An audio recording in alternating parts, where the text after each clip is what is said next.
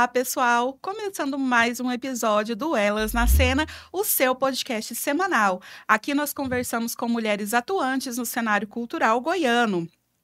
O Elas na Cena é um projeto contemplado pelo Edital 6 de 2023, produção audiovisual, desenvolvimento e finalização da Lei Federal Paulo Gustavo. Hoje eu tenho o prazer de receber aqui nos nossos estúdios a Rosa Berardo, ela que é professora, né? Vou te colocar assim, como professora, mas na verdade, gente, ela é múltipla, porque ela é cineasta, fotógrafa, jornalista, enfim, você faz tantas coisas bacanas que resolvi te chamar de professora, porque eu acho que a profissão de professora vai abordar tudo isso, né, também. É verdade. Eu queria te agradecer muito por ter aceito o nosso convite. É um prazer te ter aqui compartilhando a sua vivência, os seus projetos, a sua história. Tenho certeza que todo mundo de casa vai adorar acompanhar um pouquinho desse episódio. Obrigada. Bom, eu que agradeço, Lilene, muito obrigada pelo convite, né? E além de agradecer esse espaço que vocês criaram para as mulheres, né? Que é tão importante dar essa visibilidade a tantas artistas, né? Goianas. E então, fica assim os meus agradecimentos e cumprimentos pelo projeto tão bonito e tão importante, né? Nesse momento que a sociedade passa, né? Que as mulheres estão assim, cada vez mais percebendo a necessidade de ocuparem seus espaços, né? Então, isso é muito bom. Exatamente. O nosso projeto, eu gosto sempre de falar isso para todas as nossas convidadas, né? A importância, destacar a importância desse projeto. Porque a nossa luta, ela é constante. A luta das mulheres é constante. Para se colocar no mercado de trabalho, para desempenhar suas funções dentro de casa, a tarefa é tudo muito árdua, é muito difícil. Então, ter um espaço como esse, que coloca, né, para a sociedade o que essas mulheres desempenham, principalmente no cenário cultural, é muito importante. Essa é a primeira temporada, a gente espera que venha mais por aí, para sempre dar visibilidade para essas mulheres maravilhosas, assim como você. Imagina, obrigada. E você também. Obrigada. Rosa, eu gosto sempre de começar conhecendo um pouco da história das nossas convidadas, né? Então, assim, se você é daqui, como que você se inseriu no meio cultural mesmo? Conta um pouquinho da sua história pra gente. Bom, eu nasci no interior de São Paulo, uma cidadezinha muito pequena, que se chama Monte Aprazível. Acho que ninguém nunca ouviu falar esse nome. Eu, particularmente, não. O nome é legal, né? Pelo menos. Parece uma cidade, assim... Dos sonhos, né? Meio medieval, era muito bonitinha, cidade pequenininha. E aí, eu vim com meus pais para Goiânia, eu tinha 8 anos de idade e nunca mais saímos daqui, né? Ah, não, então você é goiana Eu já. sou goiana, então eu falo com goiano, gosto de tudo que é daqui, adoro, minha identidade é realmente goiana. E sou feliz por isso, né? E então, desde criança, eu sempre gostei muito de ler e gostei muito de estudar na adolescência história da arte, lia muitos livros, viajei, tive a oportunidade de ver alguns museus. Só que aí eu descobri que eu não conseguia desenhar. Eu não sou boa para desenhar, sou péssima até hoje, não sei fazer nada. Aí eu falei, acho que então eu vou ser fotógrafa aqui. Ela é mais fácil do que desenhar, né? Aí eu ganhei uma câmera, né, do meu pai e comecei a fazer fotografias. Eu estava com 17 anos e fiquei encantada, né? Porque a fotografia para mim é assim. Eu amo viver, né? A vida é tão linda. Então, com a câmera, eu posso registrar tudo que eu acho de bonito, de pitoresco, até de triste, né? De também trágico. Então, os registros das emoções, da estética, do belo, do feio, como eu disse aí, do problema, né? A câmera sempre me ajuda a fixar os momentos mais emotivos. Então, desde adolescente, eu comecei a trabalhar fazendo fotos, né? E eu percebi, assim, que eu sempre gostei muito de culturas diferentes da nossa. E então me interessei muito no começo pelos povos os povos originários da América Latina, né? Então eu estive com 18 anos, eu fui sozinha à Bolívia fotografar os indígenas da Bolívia, do Peru. E fiquei apaixonada, né? Então, quando eu cheguei, eu falava, nossa, eu não sei nada, eu tenho que estudar, né? Porque quero conhecer mais. E aí, estudando, comecei a ver os povos do Brasil, né? Os povos originários daqui, nossas nações indígenas, né? Tanta etnia, tanta riqueza. E quando eu comecei a fazer jornalismo na UFG, passei no vestibular. E consegui ir ao Parque Nacional do Xingu como fotógrafa, estagiária. E eu estava fazendo estágio no Museu de Antropologia da Católica. Eu fazia um estágio não remunerado, catalogando fotos indígenas. Aquela paixão assim, felicidade em aprender de ver aquela cultura diferente, né? Eu consegui ir até o Xingu. E quando eu fui ao Xingu, estava com 25 anos, eu conversei com as lideranças indígenas, né? E ofereci para eles meu trabalho de registro da visualidade deles, porque eu já sabia, como a gente já tinha visto no Brasil, tantas nações indígenas assim, dizimadas, né? Minha preocupação que nós temos era com os povos diferentes, de origem étnicas diferentes, que infelizmente são engolidos pela nossa cultura, né? Sim. Então, eles me autorizaram a fazer uma documentação fotográfica e o material eu nunca vendi, o material que pertence a eles, né? Esse material visual. Então, durante 6 anos eu fiquei fazendo idas e vindas ao Xingu, fotografando. Então, eu estava na universidade, mas eu conseguia dispensa, às vezes, dos professores, passava 2 meses fora, voltava. Então, com isso, eu aprendi muito demais, né? Com as culturas do Alto Xingu e também construí um acervo etnográfico grande, né? Então, eu tenho um acervo muito grande de fotos de lá, que eles utilizam quando eles precisam e a gente faz exposições no sentido de divulgar essa diversidade e a riqueza cultural, né? Rosa, assim, você está me falando e está narrando de uma forma tão comum, mas para a gente isso é tão fantástico. Eu não sei se você se dá conta disso. Primeiro, porque o acesso aos povos indígenas não é tão simples assim. A gente sabe que tem que ter uma autorização, a gente sabe que eles são restritos, né? Uhum. Então, como que foi para você essa entrada nessas comunidades indígenas? Foi uma ótima pergunta mesmo. É verdade. Até eu estava pensando isso essa semana, eu estava olhando as fotos, eu falei, gente, nossa, eu era tão novinha, né? E ficava sozinha.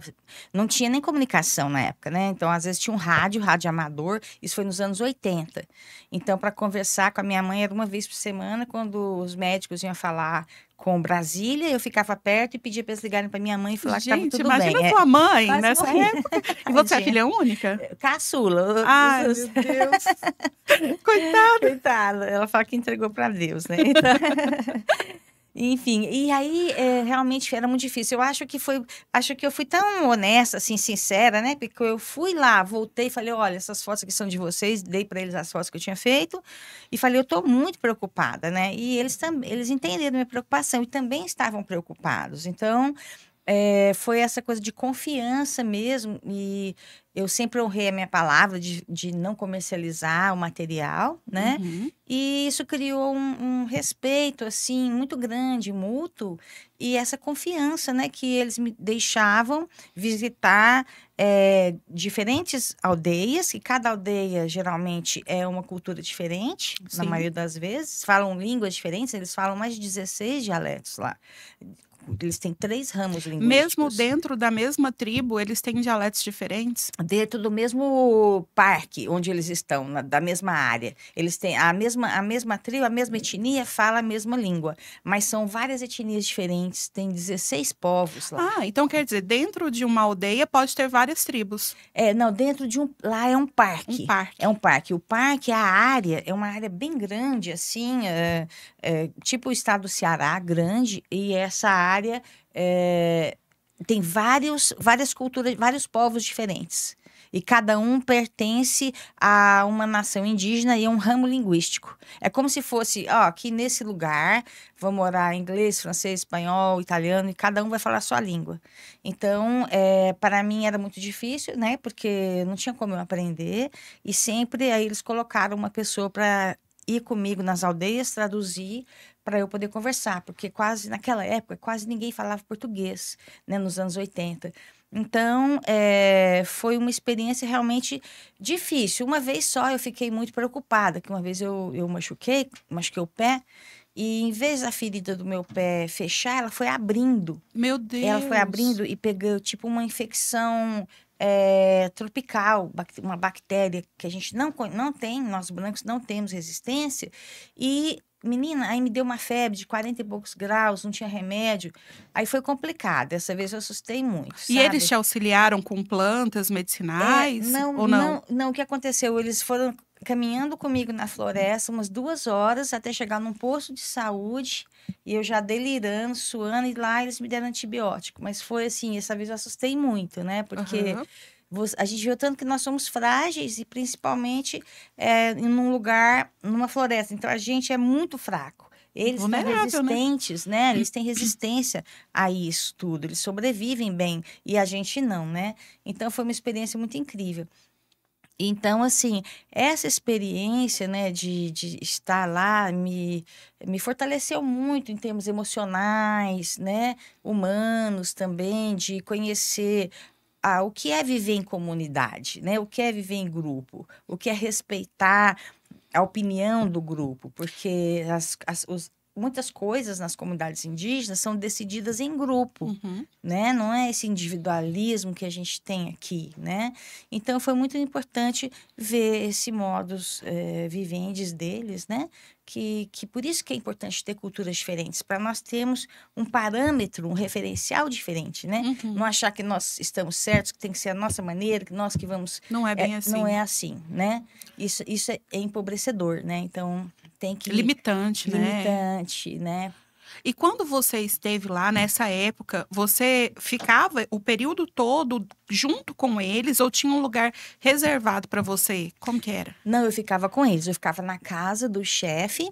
As casas no Xingu, elas são casas muito grandes. Eles têm uma arquitetura muito bonita e muito inteligente. A casa tem um vão de mais ou menos 30, 40 metros. Ela é oval, elíptica, né? E tem esse vão imenso, é bem alta. Então, isso faz que lá dentro seja fresco. Ela é coberta com palha, né? E as portas, tem só 2 portas, uma em cada lado, assim, da casa. A porta tem 1,10 m de altura por 80, 90 de largura. São portinhas pequenas, porque assim o calor não entra. E lá dentro permanece escuro. Por que é importante ser escuro? Porque dentro dessa casa moram várias famílias. Então, a privacidade é assim, lá no canto ficam os quartos, assim, do casal. Não é quarto, ele pendura a rede dele lá. Seria como a gente chamaria de quarto, né? Mas não tem Então, divisórias. não. E aí é um espaço mais escuro, então o casal à noite vai dormir, tem mais intimidade, né? Uhum. Então é interessante essa divisão. E o centro da casa é o lugar comum, onde eles vão ali reunir, mas fazer a comida é feito fora da casa, a não ser em época de chuva. Mas se não, o fogão, isso para fazer o beiju, a mandioca, o peixe, é tudo feito fora. Caramba, que interessante. É. Olhando o seu portfólio de fotos, ficou muito claro isso, o interesse que você tem pela geografia, né, dos lugares, esse Isso. olhar assim, não só dentro das tribos indígenas, mas tudo que você fotografa, você procura ir além da imagem em si, mas a história que se conta atrás. Como que você desenvolve esse olhar apurado? Hoje em dia a gente sabe, tem técnicas, né, famosas, mindfulness, por exemplo, que é o momento presente, você capturar aquela essência do momento. Mas você fazia isso de forma instintiva no começo ali, né? Já era presente nas suas fotos. E como que é esse olhar?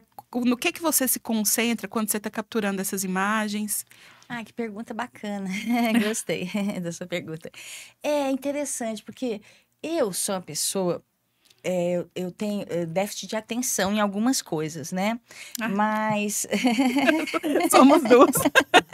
mas hoje em dia é difícil não ter também, tem tanto bombardeio.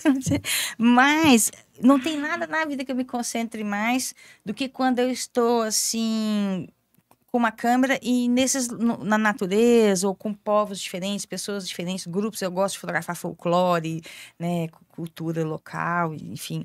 Então eu fico uma assim, é muito engraçado até para eu descrever. É uma imersão emotiva. Eu sou muito emocionada. Então eu vivencio, né? Então eu vejo a importância, por exemplo, tem fotos das pessoas, algumas mulheres fazendo um mingau lá de polvilho, né? E o gesto dela eu acho tão bonito, como ela vai movimentar aquele mingau, né? A expressão facial dela olhando, aí eu vejo a importância daquela comida para ela e a dificuldade que foi obter aquela comida, né? Que é plantar mandioca, ralar essa mandioca, secar, até chegar lá. Então, assim, eu consigo estar presente e feliz, né? Muito feliz de estar tão próximo, né? Então, acho que talvez seja isso, né? A gente se emocionar com o que nós vemos, o que nós estamos perto, ao nosso redor. Pode ser isso. Essa sensibilidade, ela é transmitida para as fotos, com certeza. Obrigada. E você chegou a participar de algum ritual? Eles permitiram que você participasse de algum ritual específico deles? Então, tem uma história, assim, engraçada, mas ao mesmo tempo... Até essa vez que eu me machuquei foi assim, porque quando eu era mais jovem, eu sempre fiz esporte, eu era lutadora de judô. E eu era campeã de judô da Universidade Federal, quando eu fiz mestrado em São Paulo, da USP. Então, eu gostava muito de esporte. E aí, em 89, eu fui ao Xingu fazer umas documentações, né? E tinha uma festa das mulheres. A festa das mulheres acontece só uma vez por ano. É um dia em que as mulheres podem lutar. O Uka-Uka, que tem uma luta que se parece com um sumô, com aikido. É uma luta mais de chão. E as mulheres são super fortes. Por quê? Porque elas desenvolvem todos os músculos, né? A gente é muito atrofiada. Você no computador, fazendo, né, no teclado, quase não faz movimento. Tudo na cozinha você tem todos os utensílios, você não faz esforço nenhum. E elas não, elas carregam muito peso. Lá na cultura indígena, a mulher que carrega o peso, pelo menos no Xingu, o homem pega um peixe muito grande, de 30, 40 quilos, ele deixa o peixe lá na beira do rio e a mulher vai lá buscar o peixe, né? Ela traz esse peixe ali na cabeça e tal. Ela busca bacias de piqui, bacias cheias de mandioca, 30, 40 quilos de mandioca. Então, essas mulheres são fortes, né? E o artesanato também, elas têm um jeito de desfiar a folha do buritico, que com uma dedada, assim, ela bate na folha, faz tec, a folha parte, né? Então, ela tem uma musculatura incrível, né?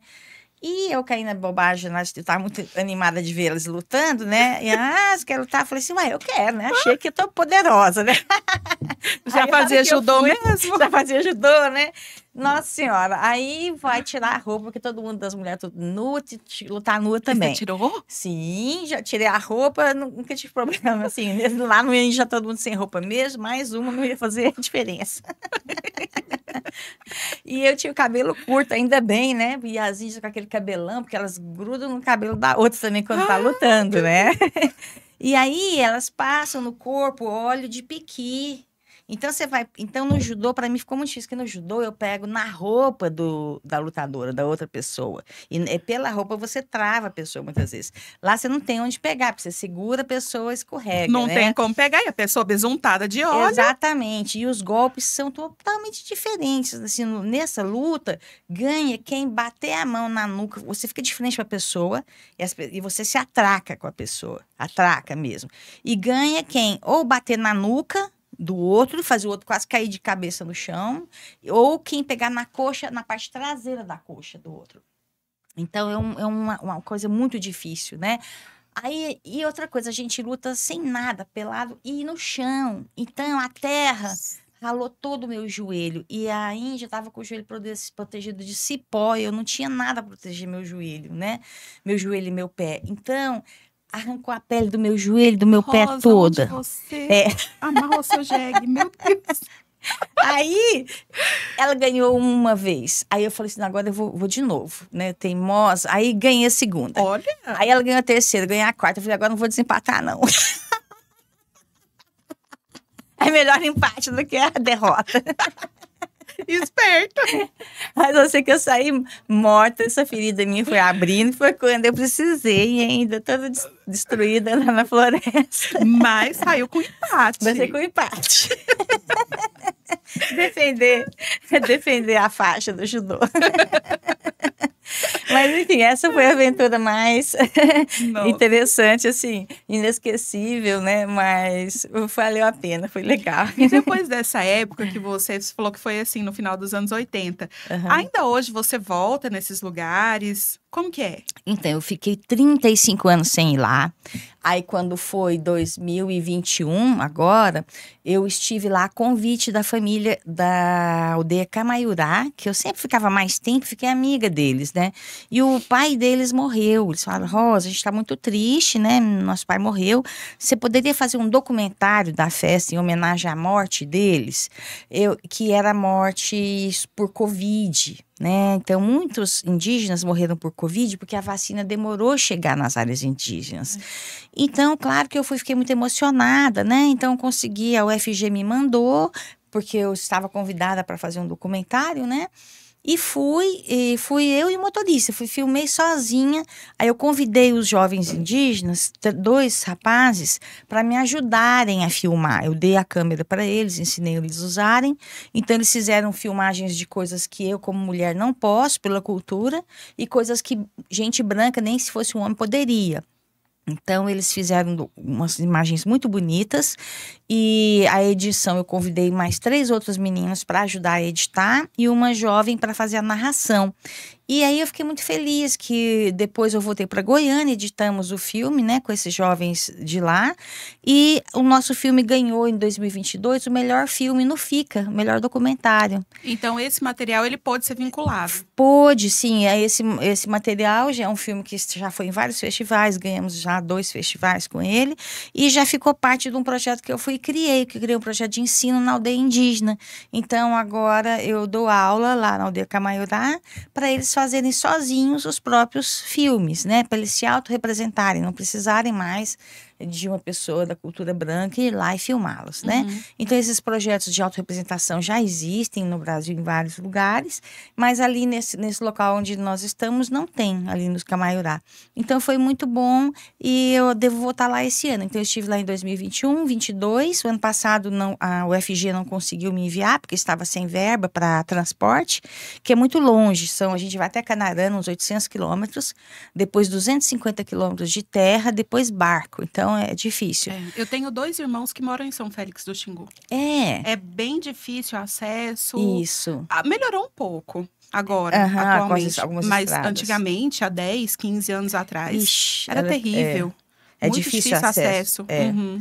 Então, aí eu pretendo ir esse ano novamente, até minha filha que fez cinema também, ela me ajuda, ela vai comigo, me ajuda a dar aulas, a editar, ela ensina eles a editarem. Então, é uma coisa muito bonita, porque como eu sempre tive a oportunidade de aprender tanto com eles, né? Eu fico feliz em compartilhar agora essa área do conhecimento, que é a edição de vídeo, de compartilhar com os jovens, os meninos, as moças também, né? Algumas meninas que querem aprender a fazer os filmes, né? Documentar deles os rituais, as tradições, que é tão importante. E se você parar para pensar, dos anos 80 para cá, você acha que mudou alguma coisa com relação à restrição deles ao acesso do homem branco até eles ou não? Continua restrito do mesmo jeito? Eles são fechados ou mudou? E assim, era muito mais fechado. Era muito fechado. E eu só consegui mesmo, porque eu te falei, foi os chefes que aceitaram a minha sugestão de fazer as fotos e eu não sei como, eu tive muita sorte mesmo. Na época, eu era uma das únicas pessoas, principalmente mulher, a poder transitar nas aldeias, né? E agora tem mais pessoas que vão, mas ainda é muito restrito. Você só pode entrar com autorização dos chefes, não é apenas um chefe. Então, por exemplo, essa família, que são meus amigos, eles avisaram o chefe que eu iria e conversaram com outros chefes. Olha, nossa amiga, vocês já conhecem ela, que eles me conheciam desde que 35 anos atrás, né? Tanto que muitos indígenas que eu fotografei já morreram, os que eram crianças estão mais adultos, né? Eu estava com 25 anos, eu tenho 62 anos, então faz tempo, né, que eu estive lá. E aí, depois desses amigos, dessa família, avisá-los, né, que eles autorizaram a minha ida. Então, não é assim simples, né, você chegar aí. Até hoje, né? Ainda E hoje. é importante, né, porque também, Para preservar. se não viram turismo, né, mas há aldeias no Xingu não próxima a essa, que fazem um turismo já, e é uma forma deles gerarem uma renda. Então, às vezes, alguns rituais eles autorizam as pessoas irem, as pessoas pagam uma quantia e podem assistir e talvez fazer foto, É né? bacana Mas eu demais. acho bacana porque é importante, porque as pessoas conhecem uma cultura diferente e eles também geram uma renda, que eles precisam, né? Eles precisam Ah, de com certeza. remédio, precisam de Ainda mais tudo. sem incentivo, o apoio do governo para tantas coisas. Exatamente, é. Eu acho importantíssimo. Então, assim, mas uma coisa que me surpreendeu, que me deixou muito feliz, é que eles mantêm a tradição. Eu fiquei muito feliz com isso, porque eles mantiveram, eles lutam muito por isso, pela identidade cultural deles. Então, assim, eles ensinam para as crianças, para os adolescentes, as tradições, os cantos, as rezas, ensinam as técnicas, técnica de pescar, técnica de plantar, colher o piqui. Então, isso é muito bom. Então, eles basicamente têm guardado, transmitido, né, muito da cultura de épocas atrás. Muito legal. Rosa, agora falando um pouquinho sobre a sua formação. Você contou pra gente que fez jornalismo aqui, né? Mas Aham. você fez mestrado e doutorado na França e pós-doutorado no Canadá. Isso, Isso, né? foi. Conta pra gente sobre essa etapa da sua vida, essa vivência que você teve fora do Brasil. O que que você trouxe de bagagem para esse olhar geográfico que você tem? Então, eu gostei muito, é muito difícil sair. Para mim não foi fácil, assim, emocionalmente, culturalmente, né? Eu sempre gostei de viajar, apesar do medo, né? Que sempre dá, você vai para um lugar diferente, um país diferente, né? Então, quando eu fui para a França, eu tinha 28 anos, eu ganhei bolsa para estudar lá, né? Para fazer um segundo mestrado. Eu tinha feito um mestrado já na USP. Aí eu fui para lá na época, a França não reconhecia, a Sorbonne, onde eu estudei, não reconhecia o mestrado da USP. Eu tive que fazer um outro mestrado e depois, aí que eu pude fazer o doutorado. Então, quando eu cheguei lá, sempre é muito, muito bonito, né? Os lugares diferentes, arquitetura, história, mas o que mais foi difícil foi a questão cultural, a maneira de ser nossa, de brasileiros, né? Nós somos muito diferentes, principalmente dos franceses, e os franceses que moram em Paris, porque franceses que moram no interior são mais tranquilos, como todas as pessoas do interior, elas são mais abertas, têm menos medo, né? A cidade não é violenta. Então, na cidade grande, na França, eles eram muito agressivos, né? Agressivos assim. Você vai comprar uma coisa, se você pergunta muito, eles ficam irritados, Sim, ainda né? É, hoje eu vi vários vídeos já de pessoas comentando que eles aham. não têm paciência mesmo, Não, não não. gosta que você fica perguntando muito, questionando muito, eles são diretos É, e secos, assim, sabe? sim, Os sim, não, franceses, não, é. Se você perguntar, por favor, que horas são, a pessoa faz uma cara ruim, se você estiver no ponto de ônibus, perguntar, parece que você não pode, não poderia, você está quebrando entrando numa zona proibida se você uhum, falar com a pessoa, né? Então eles reagem de uma maneira muito agressiva. E isso me chocou muito, né? Principalmente, além de ser brasileira, eu gosto muito como nós goianos nós temos a nossa cultura muito amistosa, né? sim, Principalmente porque nós temos uma herança rural, né? A gente tem sempre um parente, um avô, uma avó que morou na fazenda e são pessoas muito simples, generosas, abertas, né? Então acho que nós goianos temos essa personalidade assim carinhosa, afetiva, né? Receptiva. Então isso para mim foi difícil, né? Aí depois eu percebi, ó, eu vou ter que sobreviver mesmo, então vamos viver com isso, vamos né? embora. Mas tirando essa dificuldade de adaptação, foi extremamente importante, porque toda a cultura, como eu aprendi com a cultura indígena, né? A gente aprende com todas as culturas. Uhum. Então, eu aprendi bastante coisa da cultura europeia. Gosto de artes, como eu disse, adorei visitar muitos museus, conhecer mais arquitetura. Então, quando a gente volta para o país da gente, né? Você volta assim com um olhar expandido. O que eu vejo que cada viagem que nós fazemos, aqui no Brasil, né? Se eu vou em Cavalcante visitar os Calunga, que eu adoro, já fui, eu tenho uma expansão no meu olhar, né? Eu conheço, eu aprendo, eu vejo a arquitetura da casa deles, eu vejo como eles cozinham, eu estou aprendendo métodos, metodologias novas, tecnologias novas, né? Então, todas as viagens, independente de onde nós vamos, né?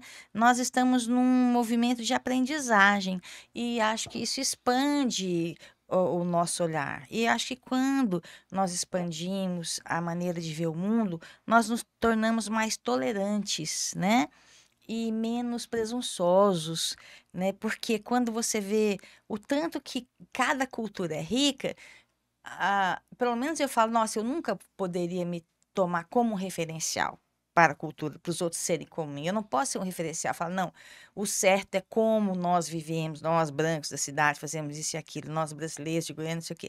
Não pode, né? Porque você vê que não, que tudo é muito rico, cada um à sua maneira, né? Então, acho que essas viagens sempre foram assim. Eu já visitei, viajei no Himalaia, também fui eu e uma amiga sozinha escalando o Himalaia.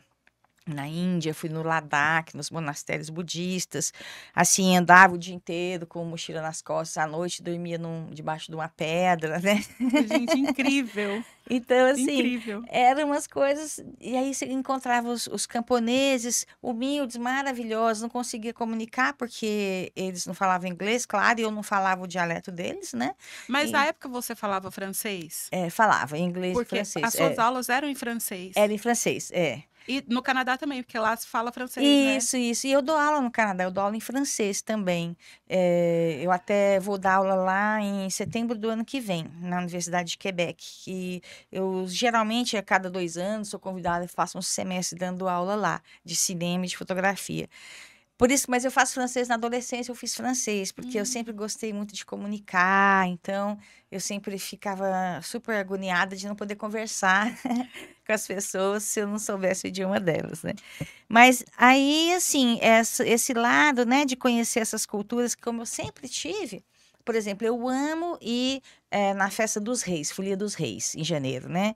Para mim não tem nada mais lindo do mundo que ir numa fazenda, né, e ver chegar a folia e aquelas pessoas lindas, vestidas, com aqueles chapéus e lenço e colorido e tocando acordeon, tamborim, né?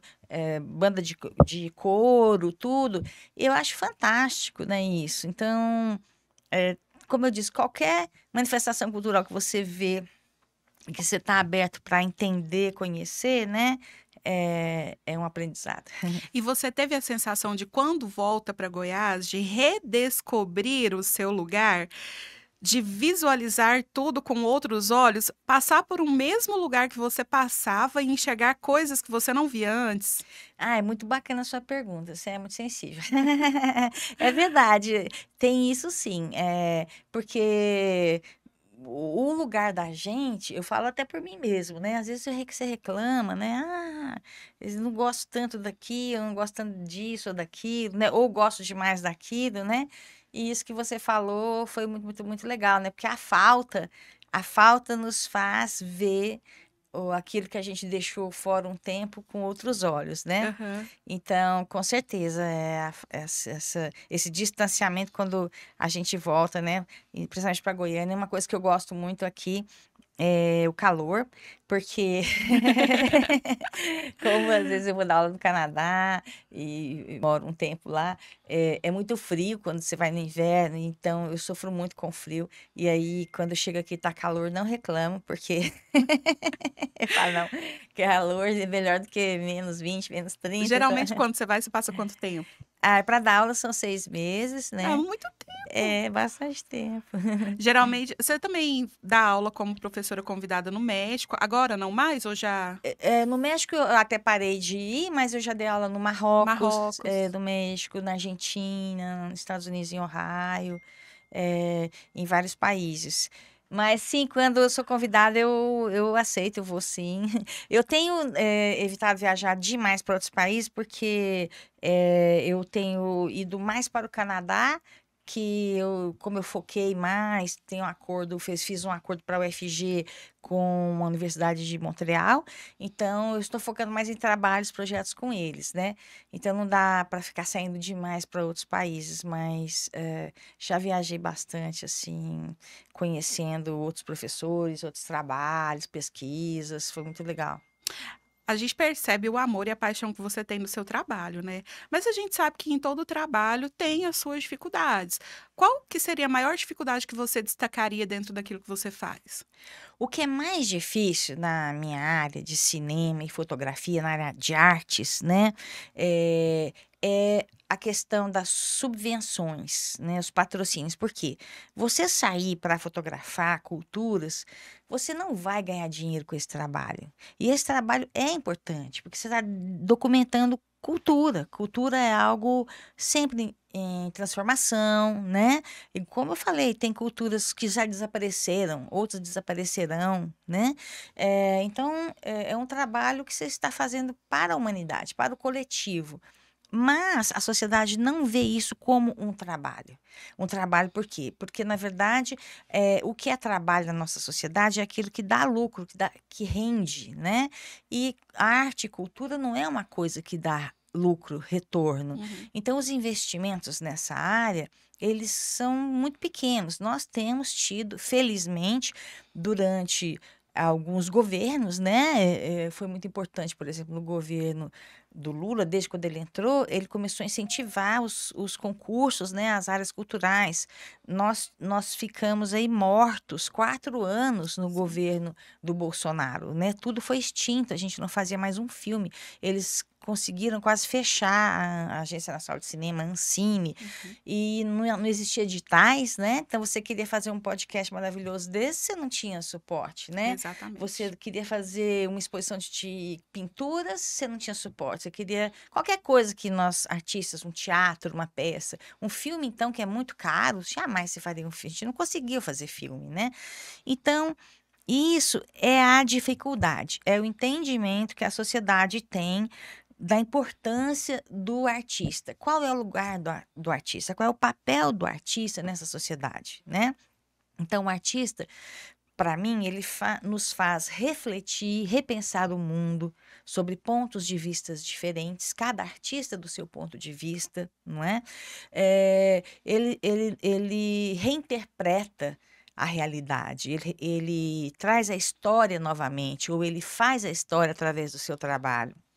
Então, para os artistas poderem se dedicar a esse trabalho, que é um trabalho que, principalmente durante a pandemia, nós vimos a importância dele. Era esse ponto que eu ia tocar agora. Ficou muito evidente no período de É, pandemia a falta que a cultura, que a arte faz para as pessoas. Então, de repente, você ser impedido de ir a um show, de ir a um cinema, de ir a teatro, um teatro, é, tudo isso impactou a vida das pessoas de alguma forma.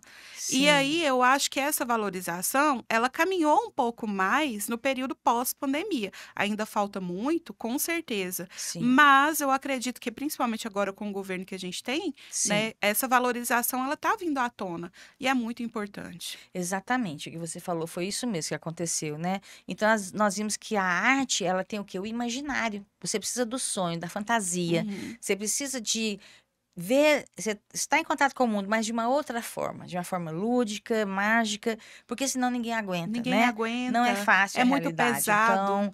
Então é importante a arte e, como você disse, durante a pandemia, você ficava em casa e via filmes na TV, nos streamings, e a gente viu tanto que os canais pagos cresceram, né? O boom que Uhum. houve, porque era o jeito de você não morrer, era ficar em casa e ver filme. Então, esses canais, eles cresceram demais, porque todo mundo precisava, né, disso. Então, tudo que você conseguia ter acesso. Então, começaram o quê? Os teatros filmados, né? Começou a se filmar peças de teatro para as pessoas poderem assistir e várias outras formas de ter acesso sem o contato físico, porque era perigoso, né?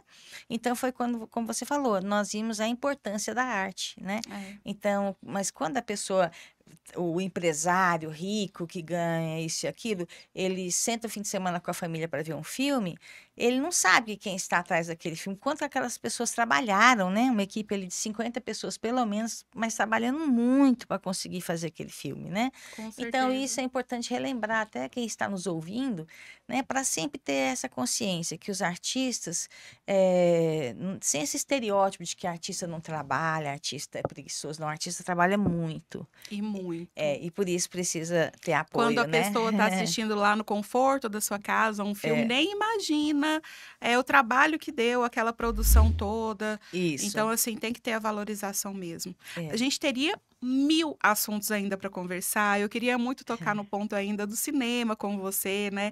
Mas, infelizmente, chegou ao fim do nosso Tá episódio. Gente, ótimo. passou tão rápido. Chegou ao fim tão rápido. Mas eu te agradeço demais, Rosa, por Nossa, eu que compartilhar agradeço. sua experiência conosco. Foi muito enriquecedor. Pessoal de casa tem certeza que adorou também. Obrigada. Eu que agradeço. Estou muito feliz e obrigada pela paciência de me ouvir. Acho que eu falei muito. Imagina, as portas do Elas na Cena estarão sempre abertas para você. Obrigada, querida. Parabéns mesmo. Que tenha muito mais edições do projeto de vocês, que ele é necessário. Obrigada.